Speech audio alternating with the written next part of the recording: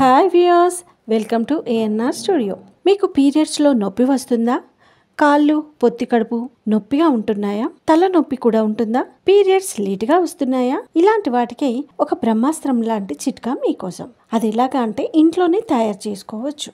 వంటింటి చిట్కా: 2 స్పూన్ల ధనియా పౌడర్, 2 స్పూన్ల సోంపు పౌడర్, 2 స్పూన్ల జీరా పౌడర్, 1 స్పూన్ వాము పౌడర్, 1 స్పూన్ శొంఠి పౌడర్, 1 స్పూన్ నల్ల ఉప్పు, 1 స్పూన్ పసుపు, 1/2 స్పూన్ ఇంగువ. ఈ పదార్థాలన్నీ కలిపి ఒక బాటిల్లో ఎత్తుకోండి.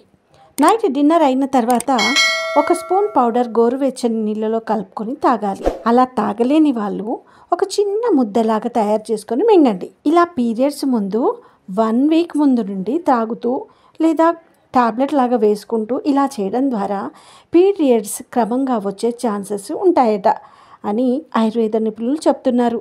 ఇంతకుముందు వీడియోలో కూడా వేరే ఇంగ్రీడియంట్స్తో అంటే మనకి అల్లం, జీలకర్ర, పసుపు వేసుకొని మరిగించుకొని తాగాలి అని చెప్పాను.